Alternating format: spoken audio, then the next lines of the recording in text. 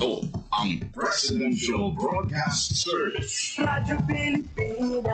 Radyo Publiko ng Bagong Pilipinas para sa Bagong Pilipino.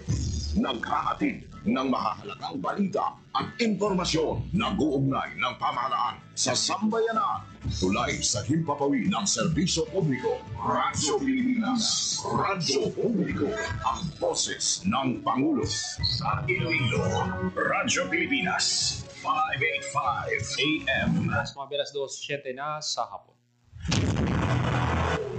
Mga labing ulihing nga hitabo, hibaluon, mga hangka at tubangon, mga bagay nga importante, aton ginahanungan, aton ginabantayan.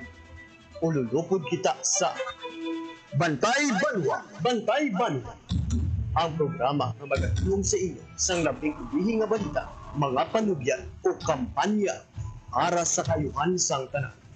Ikaw, ako, kita, Bantay Banwa. Mayong hapon Western Visayas, mayong hapon syudad kag probinsya sang Iloilo.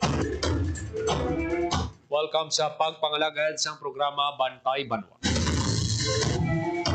Martes ng edisyon kita, Hunyo 17, tuig 2025. Programa nga magadulong sa inyo sa labing uli nga balita, mga panugyan kag kampanya para sa kayuhan sa tanan. Ini ang inyo alagad kag anchorman, Joseph Paul Noblesa Tarosa. Ululupot kita sa buong hapon diri sa Radyo Pilipinas, Iloilo. Sa aton nga pagpangalagad mga kabyanan, istoryahan tayo ining kung nadumduman sang aton ng mga tagpalamati isang Saturday, nagbisita si PNP Chief Police General Nicolas Torre III. Bawa katigda pag Ilonggo kay General Torre. Ibangod ang iya parents, taga Iloilo mga kabyanan, taga Dumangas ang mother, taga Tigbawa naman ang father ni General Torre. Kung nabatian nyo ang interview sa iya, sa mga katapos ng media, tigda kaya dumambal kablang sabi na Iloilo, gini si General Torre. Kasi may dugo kaya Ilonggo nga nagapanalaytay kay General Torre. Sa iya pagbisita sa Saturday, gintakos niya ang kahandaan sang aton nga kapulisan diri sa Police Regional Office 6 sa sining implementation bala sang 5-minute response. Testingan mga kabyanan, duha ka senaryo ang Iloilo City Police Office. Kag good news. Within 5 minutes, nagka-responde dayon ang aton ng mga PNP personnel. So, kauntang detalye sinakaroon kay Police Lieutenant Colonel Arnel Solis, interview naton. Mismo si General Torre na-impress. Kag mga kabyanan, pagbukas ng klase sa Western Visayas, generally peaceful, sunod sa Police Regional Office 6. Baka batsagan mo gid ang pagbukas ng klase, di ba ang trapiko nagbugat na. Excited ang mga kabataan yung mag-eskwela, ang iba na uya-uya pa. Pero sa iba naman yung ati, pila na katuig ka nag-eskwela. Lipay gid sila mga kabyanan nga nakabalik. Kita nila mga classmates nila. Enjoy gid ang mga kabataan. Sa ibang panaton nga balita, magakuha man kita karon sang report ni Janelle Baclay.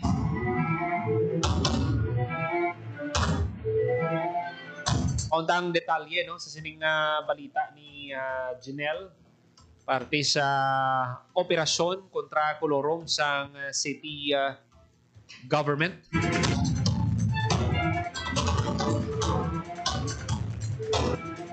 ICT TMO mga kabyanan. Ginapangunahan ni pamunuan ni Retired Colonel Uldarico Garbanzos. Radyo Pilipinas. Radyo Pilipinas. Report. Paul, buwas na magatakop ang deadline sa pagproseso sa mga tricycle operators nga luyag mag-apply sa franchise diri sa may syudad sang Iloilo. Kag ang Iloilo City Traffic Transportation Management Office na patawag sang presscon kay na sang udto may kangtanan sa pag-remind sa mga magahingagaw sa pag-apply sang prangkisa kay after June 18 suno kay ICT TMO Chief Retired Colonel Uldarico Garbanzos Lauman ang pagkandak sa intensified kolorom operation batok sa tanan nga mga kolorom nga mga tricycle nga nagabiyahe diri sa may syudad sang Iloilo. Hindi lamang sa kunadlaw kundi pati sa kagabihon puntariyas ang ICT TMO nga dakpon ini mga tricycle nga nagabiyahe. Sa datos sang City Transportation Management Office, ginabanta nga yara sa 7 kagatos ang mga tricycle nga wala sa nagakaigo nga permit sa pang nagabiyahe sa pila ka mga mayor nga danonon sa syudad sang Iloilo. Kawat-kawat ni Paul ang ila sining sistema kag ang ginahimo diri sang ICT mo naghatag sila sa kahiginan nga kung pwede maka-apply sila prangkisa ugaling kay hindi ni sila pwede nga palawigon pa ang deadline kundi hasta gid namang ini sa January o kung sa June 18. Kay isa pa gid sa ginpandam sang Iloilo City Government nga sa mga bisan legal ang imo siniya nga prangkisa kung out of route ang imo sini nga biyahe, posible gid nga dakpon kamo sa katon siniya nga ICT team o kay dapat sunod gid kamo sa FRT nga tawag sa katon sini nga Iloilo City Government o ning fixed route plan nga kundiin ang designated nimo nga ruta dira kalang biyahe kag hindi ka mag lapas sa hindi sini iya sakop sang imo sini nga franchise. Pamatian ta si retired Colonel Udarico Garbanzos, ang head ng ICT TMO. May mag-operate. Kung hindi ninyo gusto na mag-abala or mag-inconvenient final date nga kami mag-operate. Kung hindi ninyo gusto nga mag-abala or maging inconvenient, no, kaya i-impound na mo ng inyong mga tricycle, palihog mag-apply na kamo sang franchise diri sa aton nga City Hall. Ini magasugod kami sa ngamon nga intensified operation kag ang tanan nga wala iya sang ipakita nga franchise mangayo na kami nga daan sang dispensa kay niya impound namon kag dapat sa tanan mag-comply kita kay may existing kita nga regulation ordinance. Ang fees ini is very minimal kadto lang kamo diri sa aton City Hall magpa-join sila dra sa ilang mga tuda so that ini makakuha sila sang franchise. So this is amo ni last and final reminders, no, sa aton nga mga tricycle right after June 18 ma-operate na kami.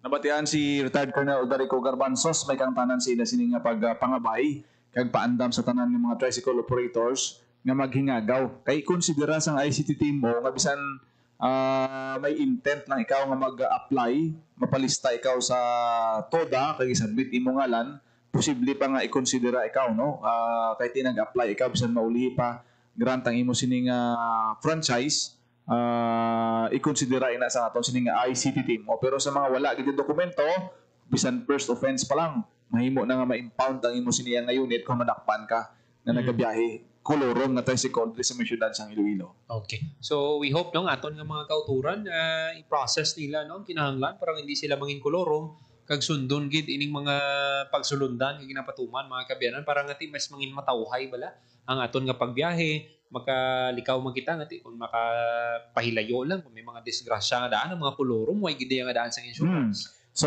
ang isa sa mga nakita-an report sa ICT team mo kay ang mga tricycle kalabanan nagabiyahe kung gabi ti wala sa may kapanakop kung gabi ang isa sa mga gina-encourage nila dili sa mga transport co-op tani hindi mo mapilit ang tawo nga magsakay sa tricycle kay ti wala naman sang gabiyahe kung gabi mo isa na sa mga luyag nga ma-address sang aton sini nga city government gani ginalakip nila na sa meeting ang mga transport co-op para mahagan-hagan ang pagbiyahe sa mga kolorong nga tricycle dapat ang mga jeep nila 24/7 ang operasyon kay ano na lang tong sakyan sang mga gabi ang ila shift no ang out call nila center naton. so amo sina ang isa sa mga consideration pero ang suno sa ICT mo nga ti dapat bisan nagabiyahe ang mga tricycle operators sa gabi dapat kumpleto sa gyapon ang ila siniya nga mga permit. So isa ina ka challenge kag may mga 14 tanan ka transport co-op ang nag-commit no nga mabiyahe sila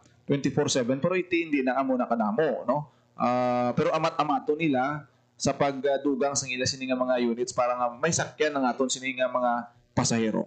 Nahal, madamugit nga salamat. Muna mo naton nga report para sa Bagong Pilipinas, General Baclay, Radyo Pilipinas, Radyo Publiko. Damong salamat, Janelle Baclay, sa report to. So, we hope ang aton nga mga kauturan, klaro to, ang panugyan sa ICT-TMO na sunod, no? Parang malikawan ang pagbiyahe sining mga kolorom.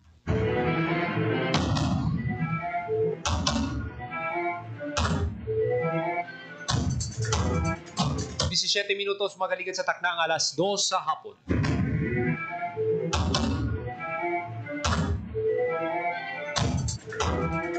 Mga kabiyanan, ang unang adlaw sang klase, pagbukas ang klase, mga kabiyanan, nangin malinog kag matawhay, sandig sa assessment sang Police Regional Office 6. Wala sang insidente nga naangot sa school opening na report sang Lunes, June 16, marking a smooth start sa academic year 2025-2026. May landugay, no? 2025-2026. Medyo nagka-problema lang kita, no? Nagpangatubang sang pangangkat ng edukasyon, sang pandemya. Pati subong nga matamat na kita nga nakabalik. Subong June na ang opening of classes. Damo mga inagyan ng aton education sector. Pati subong balik na kita. June na ang opening of classes. Nalipay kita nga makita ang mga kabataan kabalik sa ilang pag-eskwela, face-to-face classes, why na sa mga modular type of learning. Nakita ko gani, no, ang post sang St. Vincent Ferrer Seminary. Damo gid sa mga nagsululod, no, nga mga bagong seminarista dira. Pray man for more vocation. Sabto ng panawagan sa pagkapari. Ang rektor dira subong sa St. Vincent, si Reverend Father John Tanifa. Very mainit nila ang ginapiabi, no, ang mga bagong, ang mga seminarista, ang mga bagong brothers. Nagsulod. Hindi man na yan sabi, hindi nga pagsulod mo sa seminaryo, mapare ka na yun. Nuig pa na nga, nga pagpaminsar, isang ara ka na dagani, isang galing ara ka na sa kapit ka na lang gid manging pare. Mga pa na, nagabot pa na sa punto, hindi, mabatsagan mo, hindi para sa ako ng pagkapare. Pero kung ang calling mo gid ya pagkapare, ang kabyanan mangitagin na iya sa paagi.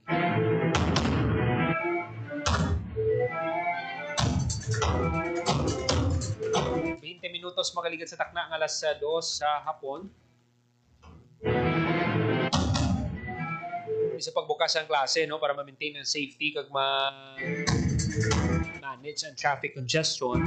Ang mga police unit commanders sa region nag-implement sang robust security measures na nakipansang pag-set up sang police assistance desk, increase police visibility and anti-criminality operations sa mga strategic areas. Dugang pa, no, coordination with school authorities and local government units, traffic enforcement units, barangay officials, standards, and other force multipliers were made to support the police in maintaining peace and public safety. More than 1,000 police personnel ang deploy, no, sa opening of classes. Mga kabyanan sa Western Visayas, ang smooth conduct ng school opening was credited to the collective effort sang nagkalain-lain ng mga stakeholders na nagbulig sa traffic management and control and various endeavors na nagka-contribute sa overall safety and security. Ay Police Regional Office 6 Director Brigadier General Jack L. Wonky na pasalamatan niya ang tanan for their collective effort that led to the peaceful and orderly opening of classes in the region. Pasiguro sa niyang publiko nga ang police presence would remain strong in the coming days to maintain safety and order. Sa nasiling na naton mga kabyanan, nagbisita si General Nicolas Torre III diri sa bahin sang Police Regional Office 6. Kag mga kabyanan, mintakos dayon ang kandaan sang Police Regional Office 6 sining implementation sang 5-minute response. Pare, no, pabati naton sa inyong interview kay Colonel Arnel Solis, ang spokesperson sa Police Regional Office 6. Last Saturday, sir, June 14, nag-visit day sa Police Regional Office 6 ang aton bagong Chief Philippine National Police, Police General Nicolas D. Torre III. And nagpatawag siya sa command conference kag ginatinan ni isang regional directors, provincial and city directors from Region 6, 7, and Negros Island Region. And ang mga topiko nga gindiscuss are yung 5-minute response nga compliance naton sa iyang programa to include ang deployment naton, no? And during the presentation sa aton Regional Director, Police Brigadier General Jack L. Wangki, nagkaroon kita sang simulation exercise kung sa diin gintest ang ikasarang sang Iloilo City Police Office sa pag-responde sa call for police assistance. And na ano na to, no? Na nakaresponde ang aton mga kapulisan sa isa ka area kung diin nagatawag sang police assistance before 5 minutes. No? So, ang ikaduwa nga senaryo, ang Chief PNP na mismo nagpili isang lugar, no? Kung sa diin na dapat respondihan sang aton mga kapulisan. And still the same, no? Na-deliver sang Iloilo City Police Office ang gusto sa aton yung Chief PNP, wherein nakaabot before 5 minutes ang aton mga kapulisan. Sir, luyag na ito may baluan sa una nga senaryo kita na ito. Ano nilang sino ang din nga lugar, sir? At least may idea nga itong mga kabyanan, kung ano nga police station. Kasi siyempre, sir, kumbaga, dalayawon ang ining pag-response ng aton nga mga pulis. Ang duwa ni ka call for police assistance daw dira na sa may downtown, no? Ang isa daw di ako masala either Valeria Street or dira sa may JM Basa, no? Parang dira area. Okay. Then nagtawag, no? Ginrelay sa Station. Office dira sa Iloilo City Police Office. Then ginrelay sa mga personnel naton on the ground nga may call for police assistance sa isa ka area. And upon receipt sang required information, mag-start na siyang time, no? Para ma-timean yung 5 minutes. Then nagresponde. Then may arat monitoring through body-worn camera and nakita. And also connected man siya, no, sa CCTV. And nakita sa CCTV and sa body-worn camera before 5 minutes naka-responde ang aton nga pulis sa lugar kung diin may call for police assistance. Kagang ikaduwa, si Chief PNP na mismo yung nagpili sa lugar ba, sir? Yes, sir. No? Sa ikaduwa, nagambala nga aton nga regional director nga, sir, pwede ka mamili, ikaw mamili kung saang lugar yung gusto mo, no? Okay. So pinakita naton sa kay Chief PNP through sa aton monitor ang area sa Iloilo City Police Office, and gitudlo niya dira malapit sa may Arroyo Fountain, may tatlo na ka poste. Okay. Namba niya, diyan ang gusto ko. Diyan mo ipa-responde yung diyan mo ipa-responde yung police natin, sabi ni Chief PNP. And then, of course, yung process natin sa simulation commenced after pag-receive ng ICPO ng full details, ginrelay sa personnel on the ground, then na-monitor man siya through CCTV and body-worn camera. So, before 5 minutes, nakalapot ang aton nga mga responding police officers sa lugar mismo nga tudlo sa aton nga Chief PNP. Kung matandaan mo, sir, ang first and second scenario, may ara kita may stopwatch ka mo abing ati mabalaan dayon ati less than 5 minutes na respondihan sa aton nga mga pulis. Yes, meron rin tayo stopwatch. Actually, ga-appear siya sa monitor nato, no? Kaya makita sa all attendees. Okay. Pila ka minutes ang pag-respond. So, both sitting or any police assistance. May live feed sa, may live feed, tapos makita gid mismo ni Chief PNP gid ang pag-respond. Live. Yes, correct, sir. Correct. Makita ni Chief PNP ang movement sa aton patrol. It's because nga may ara body-worn camera and yung patrol naton nga nag-responde is may ara siya camera. And ang lugar nga gintudlo niya may ara man CCTV. So na ano naton CCTV ang pagabot sang patrol. Anong reaksyon sir ni General Torre sir sa sining duwa ka senaryo successfully na respondihan sa aton police within 5 minutes. Ang hambal niya, palakpakan natin ang Police Regional Office 6. Yan ang hambal sa atin niya si PNP. So nakita nato no. I hope ma-replicate man ini no or masundan sa ibang pagin naton ng mga police offices. Ining aside sir sa ICPO may wala naman no. ICPO lang gid ang ibang mga city or provincial police offices ya why na yan na tawgan. Sa iba natin provincial offices, wala sang simulation nga kapareho sang Iloilo City. Batian si Colonel Arnel Solis, spokesperson sa Police Regional Office 6. So duwa ka senaryo no. Nara sa area sa Jembasa, ang isa diri sa Royal Fountain. Kag sa sulod sang 5 ka minuto na respondihan. Yung isa man sa luyag tanga may baluan paano ini-implement sa mga rural areas. Iti nahangpan man ni General Torre na hindi niya madali-dali ma-implement, hindi niya dali-dali masunod sa aton ng mga pulis sa mga rural areas, bina sa mga mahina internet connection, wise ang sang komunikasyon, mas mag-serving ang mapadasig mga kabyanan ng pag-respond sa aton personnel. Binagod sa mga nabukid ng lugar.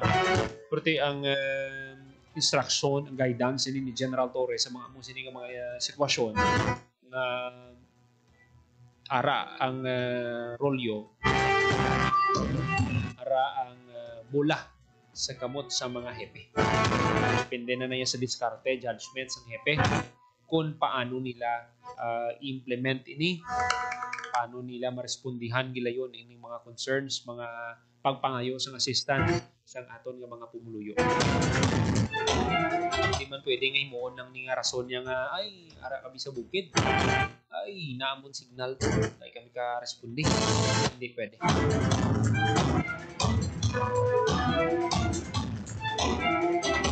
Mga Brown Gates ang PNP ang tanan, ng mga police personnel nato ang tanan na marespondihan gilayon ng mga pagpangayo sang bulig sang aton nga mga personnel, sang aton nga mga pumuluyo, mga kabyanan.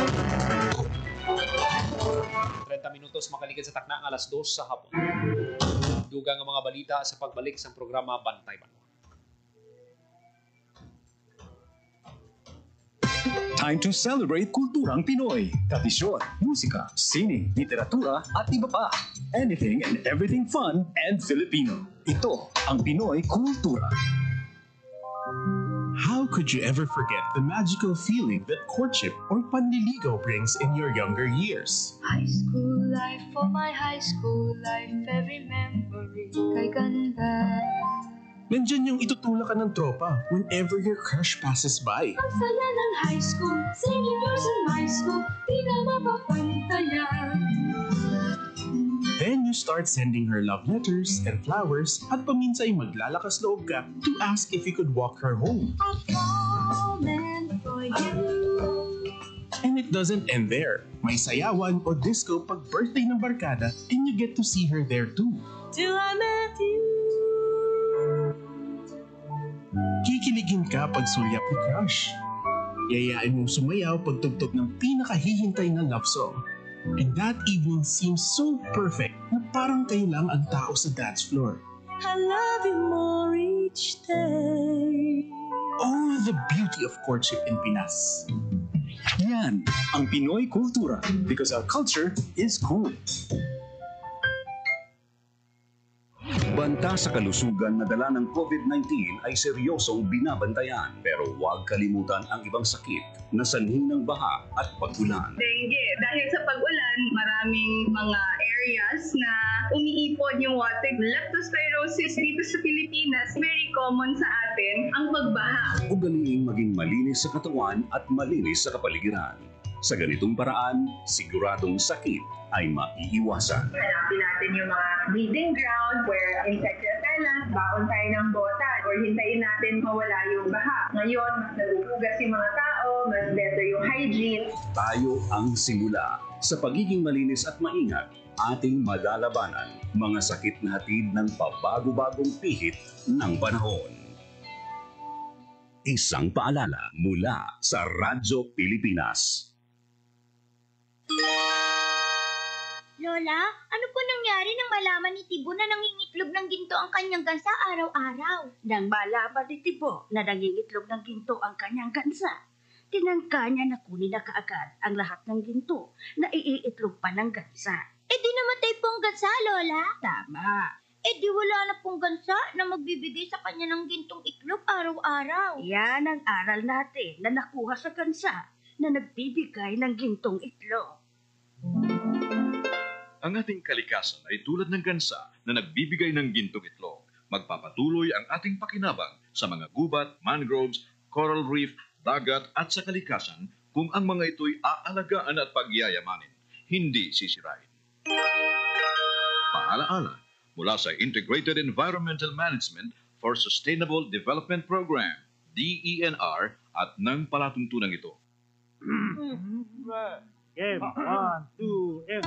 Paatuhon, balikat ulo, itakwetan, may mga susus. Huwag mong itigan ang hindi sa'yo at maging disenteng tao. Pare, ang catcalling ay isang uri ng sexual harassment. Di biro ang sexual harassment at di nakakamacho ang pang-aabuso. Isang paalala mula sa Philippine Commission on Women at ng himpilang ito. Time to celebrate kulturang Pinoy. Tradisyon, musika, sining, literatura at iba pa. Anything and everything fun and Filipino. Ito ang Pinoy Kultura. Naalala ko, nung bata pa ako nang namamasyal kami sa Fort Santiago sa Intramuros. Ito ay ginawa noong 1571 bilang kuta o fortress ng Spanish governor na si Miguel Lopez de Legazpi. Isa ito sa mga napaka-importanteng historical sites sa Maynila. Marami ang nagbuwis ng buhay dito noong kapanahunan ng mga Kastila at noong World War II nang ginamit ito ng mga Hapon bilang kulungan ng mga Pilipino at Amerikanong kanilang nahuli. Ang ating national hero na si Jose Rizal ay nakulong din sa Fort Santiago bago siya naging martir sa Bagong Bayan. Ang Fort Santiago ay sinimulang i-restore noong 1953 pagkatapos nitong magtamo ng pagkasira noong Second World War. Ang Fort Santiago ay gawa sa bato na galing sa bulkan na tinipag sa present-day Guadalupe Viejo sa Makati. Ngayon, ito ay naglalaman ng iba't ibang memorabilia ni Jose Rizal at isang napakagandang pasyalan ng buong pamilya. Tara na at ating lalawin. Yan ang Pinoy Kultura because our culture is cool. Sa Philippine Economic Briefing, inilahad ni Pangulong Ferdinand Romualdez Marcos Jr. na unti-unti nang nakakabangon ang ekonomiya ng Pilipinas sa epekto ng pandemya. The country is on its way to a strong recovery from the pandemic and a robust, broad-based growth in the next 6 years. Kanya rin inilatag ang nakikitang solusyon sa inflation at kahirapan sa bansa. We will focus on agriculture as a strong driver for growth. An efficient and modern agriculture sector will ensure food security for all and reduce poverty incidence.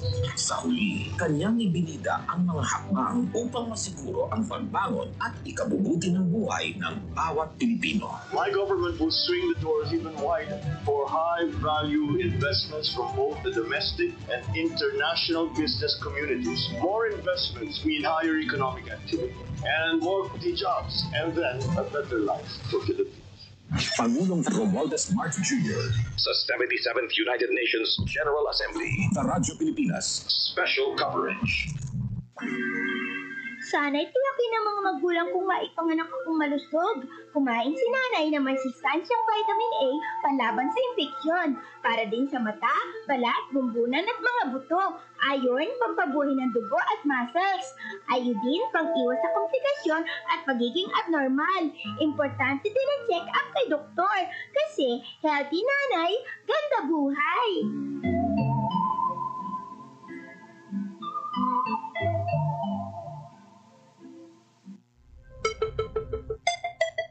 Ang violence against women and their children o VAUC ay isang krimen at hindi isang pribadong usapin lamang. Ito ay nakasaad sa Rule 3, Section 6 ng Republic Act 9262 o Anti-Violence Against Women and Their Children Act of 2004. May obligasyon ako, ikaw, tayong lahat, and vow now. It's our duty.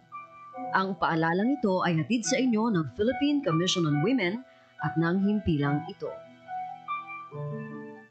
Hatid ay balita, impormasyon at sari-saring kaalaman tungkol sa sektor ng agrikultura sa ating bayan. Usapang Agrikultura kasama ang Department of Agriculture. Alamin ang mga hakbang ng administrasyon para mas mapaunlad pa ang iba't ibang industriyang agrikultural at pakinggan ang mga proyektong handog sa mamamayan upang mapalago ang kanilang mga kabuhayan. Usapang Agrikultura, Lunes hanggang Biyernes, alas 5 ng umaga, dito lang sa Radyo Pilipinas.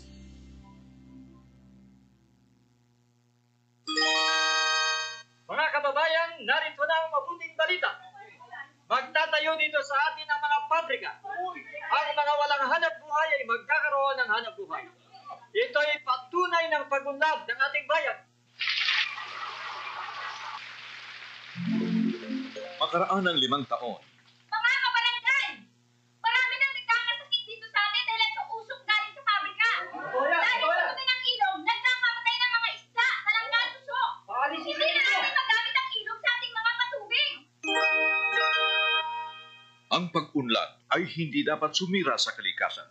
Sa halip, ang pag-unlad ay dapat magpayaman sa mga likas na pinagkukunan at hanap buhay ng nakararaming tao. Paalaala mula sa Integrated Environmental Management for Sustainable Development Program, DENR, at ng palatuntunan ito.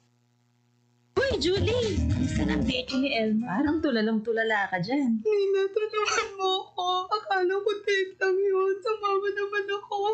Tapos, sirent niya ako. Anong gagawin ko? Ano? Pumunta sa inyong barangay o Police Women's Desk o sa DSWD na may serbisyo para sa mga biktima ng rape. Ang rape ay labag sa human rights at ng anti-rape law. May obligasyon ako, ikaw, tayong lahat, and vow now. It's our duty. Ang paalalang ito ay hatid sa inyo ng Philippine Commission on Women at ng himpilang ito. Time to celebrate kulturang Pinoy. Tradisyon, musika, sining, literatura at iba pa. Anything and everything fun and Filipino. Ito ang Pinoy Kultura.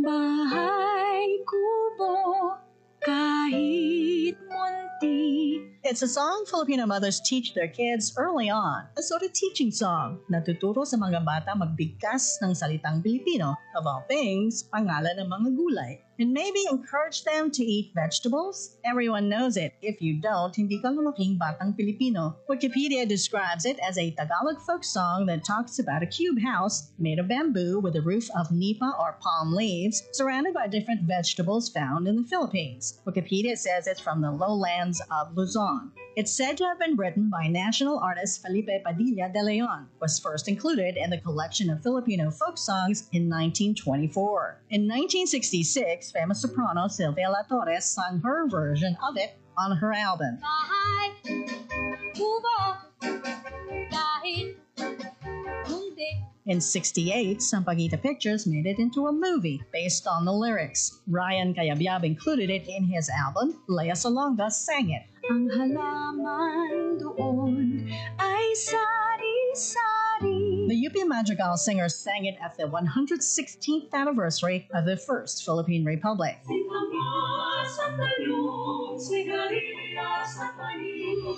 Bahay Kubo is a long-lasting legacy. You still hear it today. Laman ng mga trivia contest. The number of Filipino school children that have sung the tune are legion. Many doing so ad infinitum in school programs, making it the most recognizable and easy to remember tunes ever.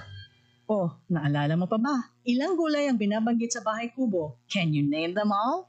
Yan, ang Pinoy kultura. Because our culture is cool. This is a public service announcement. Isang paalala mula sa National Telecommunications Commission, National Capital Region o NTC-NCR. Ang kanilang Oplan Contra Text Scams. Oplan Contra Text Scams. Binabalaan ng publiko na sakaling kayo ay makatanggap ng kakaibang text messages sa mga di kilalang numero o di kaya ay mga text messages na may kahina-hinalang mga link. Huwag pansinin, huwag pindutin, huwag i-click ang link. Huwag i-click ang link. Ipagbigay alam agad sa NTC website ntc.gov.ph o kaya sumulat sa kanilang email na contratextcam@gmail.com. Sa mga panahong ito, huwag padaya, maging wais na madla. Makibahagi sa Oplan Contra Text Scam. This is a public service announcement. Public service announcement from PBS, Presidential Broadcast Service, and Radyo Pilipinas. This is a public service announcement. Sa nararanasan nating matinding init ng panahon, maging ligtas at iwasan ang heat exhaustion at heat stroke. Regular na uminom ng tubig. Magsuot ng light-colored, presko at maluluwag na damit. Siguruhing may sapat na ventilasyon ang inyong mga tahanan. Maligo para mapreskohan ang katawan. Basahin na malamig na tubig ang balat kapag nagsimulang makaramdam ng pagkahilo o pag-init ng katawan. Kung maaari, huwag lumabas sa mga oras ng pinakamainit na sikat ng araw, partikular sa pagitan ng alas 11 ng umaga hanggang alas 3 ng hapon.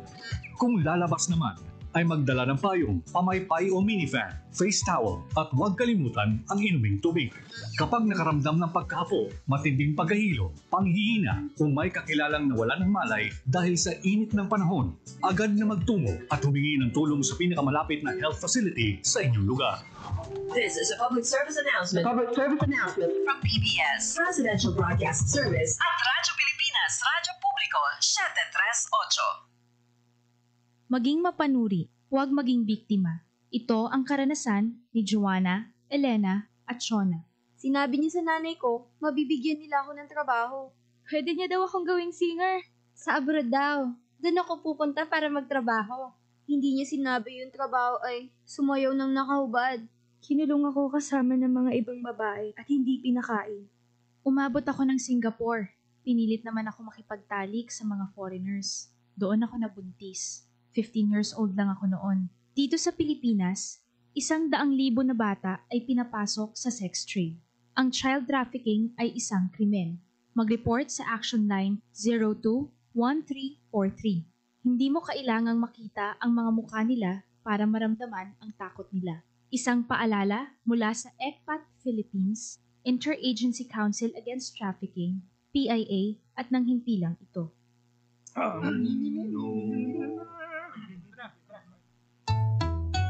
Ang sweet seed ay pangmanghang, ang sweet boy ay pangbunghang, ang babae sa lansangan, huwag iritan kundi galang. Pare, ang catcalling ay isang uri ng sexual harassment. Di biro ang sexual harassment at di nakakamacho ang pang-aabuso. Huwag iritan kundi galang. Isang paalala mula sa Philippine Commission on Women at ng himpilang ito. Time to celebrate kulturang Pinoy. Tradisyon, musika, sining, literatura at iba pa. Anything and everything fun and Filipino. Ito ang Pinoy kultura. May nagwawala sa labas? No, that's actually something I haven't heard for the longest time. That's someone trying to run for home in Shatong. Shatong? Ano yan? It's a Filipino game na nilalaro namin noon when gadgets and laptops weren't a thing yet. It's quite fun. Di nga, paano siya nilalaro? Well, Shatong is a Filipino traditional game that makes use of two rattan sticks. one long and the other short. The longer stick serves as the bat, while the shorter one serves as the hit. Like baseball, it has two teams. So there's a pitcher since parang baseball siya? Walang pitcher though, kasi the one who will hit is the one who serves, and the other team will be scattered around the makeshift field, which normally would just be the street outside the house or a basketball court. But just like baseball made 3 marked bases that the hitter has to run through all the way to home base while shouting, "Shatong!" Yeah, shouting "Shatong" is a fun part, and it's what you just heard earlier. Parang gusto ko itry ang Shatong na yan ah. Tara, sali tayo sa kanila. Shatong! Namimiss niyo ba ang traditional games ng Pinoy? Relive and play them again with your children so they can experience what you did back then. Bond as a family with our much-loved Pinoy games. Yan ang Pinoy kultura because our culture is cool. 46 minutos, magkaligat sa taknang alas 2 sa hapon. Padayon ka mo nagapamati diri sa Gapon sa programa Bantay Banwa. Mga kabinet, palabot sa pagpasalamat kay President Ferdinand R. Marcos Jr., si Presidential Communications Office Acting Secretary Jay Ruiz, kasunod sa liwat nga pag-appoint sa iyan bilang head sa PCO sa statement kaging pagwasang opisyal, ginpayag sining sa kadungog ang bagong bandato nga ginhatag sa iya. Hindi magaserbi makapabaskog pagid sang iyang handom nga magserbi sang kalidad. May dedikasyon pagid sabi na sa tion. Binang ang effective communication ang importante para sa mga programa sa administrasyon magmadinalagon. Dugang payag ni Ruiz, no? Nagakuha man siya sa inspirasyon sa pagpamuno sa wala untat nga pagtrabaho kagkapisan sang presidente agon mapaayo ang kabuhi sa intag sa Pilipino. Amo man ni nagatulod sa iya, no, bilang head sang PCO nga magtrabaho nga may profesionalismo kag may integridad. Pasalamatan man ni Ruiz no, mga pagdanan sa media na nagpabutyag sa suporta sa iyang liderato sa PCO. Ang padayon nilang pagsalig matuod, no? Nilulupod sila nga nagapanindugan para sa responsable na pagbalita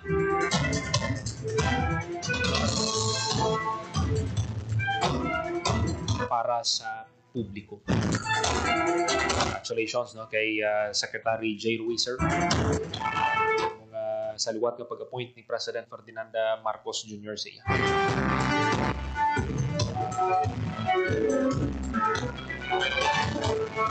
48 minutos, magaligat sa takna ng alas 2 sa hapon.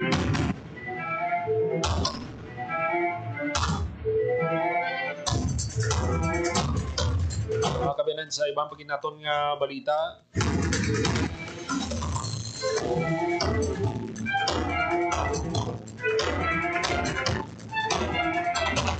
Pirmahan ni Presidente ang IRR sa Expanded Tertiary Education Equivalency and Accreditation Program Act subong adlaw. So kay President Ferdinand Marcos Jr.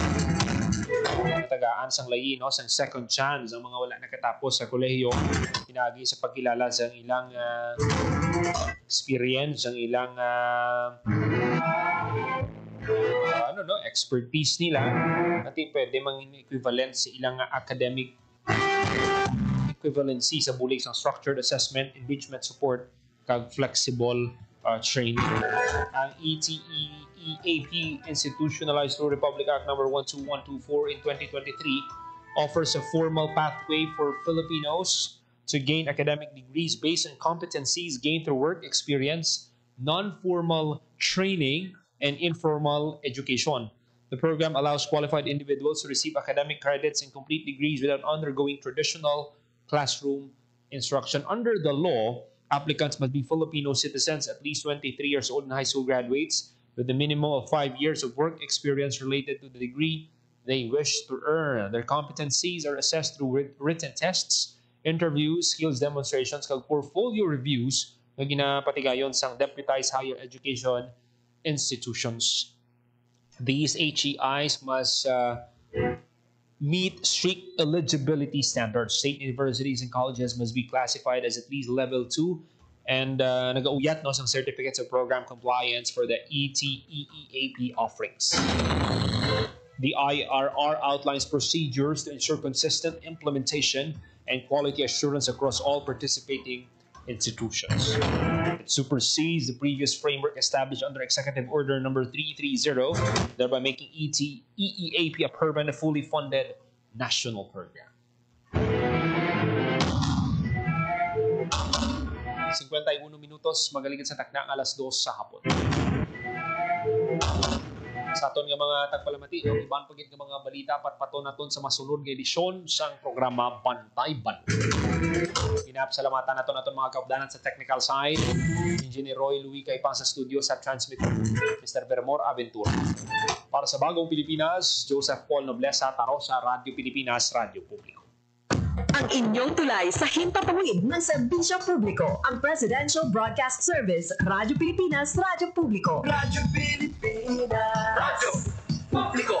Kinilala ng pang-international at prestigyosong Asia-Pacific Broadcasting Plus Awards 2025 para sa kategorya ng Government Streaming. Ito ay dahil sa epektibo nitong pagsasanib ng mga tradisyonal na media tulad ng telebisyon, radyo at print para masabayan ang mabilis na pag-inog ng mundo ng digital at social media tungo sa mas epektibong paghahatid ng mahahalaga at napapanahong mga impormasyon sa mamamayang Pilipino. Kinilala rin ang Radyo Pilipinas dahil sa patuloy na pag-akyat ng rating. Ngayon ay matatag sa pang-4 na pwesto sa Mega Manila ayon sa pinakahuling Nielsen Radio Audience Measurement Survey.